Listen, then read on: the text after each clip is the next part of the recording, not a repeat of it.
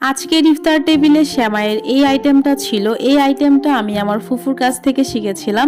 এটা আমি বরাবরই খুব ভালো রান্না করতে পারি। আমাদের পরিবারের সবার এটা পছন্দ, বিশেষ করে আমরা ভাই বোনের এটা বেশি পছন্দ করি।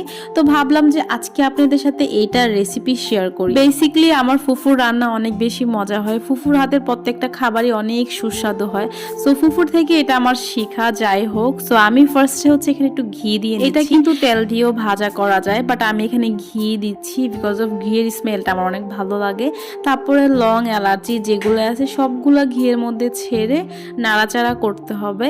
আসলে এটা খুব ইজি একটা রেসিপি, জাস্ট একটু মনোযোগ দিয়ে দেখলেই কিন্তু সবাই রান্না করতে পারে। এই সেমাইটা আমার কাছে অনেক প্রিয়, মানে অনেক প্রিয়। আর এটা প্রিয় হওয়ার কারণ আছে, এটা কাইন্ড অফ নুডলসের মতো একটু ঝরঝরে হয়ে থাকে। এই সেমাইটা ফ্রিজে রেখে অনেকদিন খাওয়া যায়। আমাদের কিশোরগঞ্জের প্রায় মানুষরাই কিন্তু এই সেমাইটা অনেক পছন্দ করে থাকে এবং অনেক মজা করে রান্নাও করে থাকে। সেমাই ভাজা হয়ে গেলে এটার মধ্যে আমি চিনি দিয়ে ভালো করে নাড়াচাড়া করে নিই। চিনি যেহেতু আমরা কম খাবো এই জন্য অল্প চিনি দিচ্ছি। আপনারা চাইলে মিষ্টির পরিমাণ বাড়ায় কমায় নিতে পারেন। তারপর 1 গ্লাস লিকুইড দুধ দিয়ে দিব। অনেকে এটা পানি দিয়েও করে থাকে, বাট আমরা পানি দিয়ে খাই না বিকজ পানি দিয়ে অত মজা হয় না, দুধ দিয়ে বেশি মজা হয়। সেমাইটাকে দুধের মধ্যে ভালো করে নাড়াচাড়া করে মিক্সড করতে হবে। আর এটা দেখতেই দেখেন কত লোভনীয় লাগতেছে, ঘিয়ের একটা স্মেল আসতেছে, মানে স্মেলেই মনে হচ্ছে যে খিদা পায় গেছে এমন।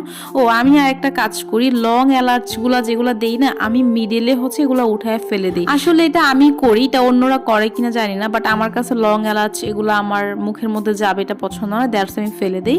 তারপর আমি এখানে গুঁড়া দুধ দিয়ে দিলাম, নারিকেল দিয়ে দিলাম। নারিকেলটা ফ্রিজে ছিল, সো একটু মোটা মোটা করে কাটা হয়েছিল, তো আমি চাইছিলাম যে হাতে যেন একটু ম্যাশ করে দেওয়ার জন্য।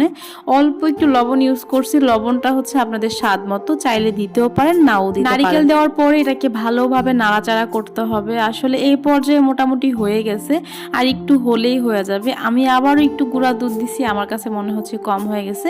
এটা হচ্ছে ভ্যানিলা এসেন্স, এটা হচ্ছে অপশনাল, এটা দিতেও পারেন নাও দিতে পারেন। দিলে হয় কি যে একটা ভ্যানিলা ফ্লেভার আসে, খেতেও বেশ মজা লাগে। এটা ছাড়াও কিন্তু অনেক মজা লাগে।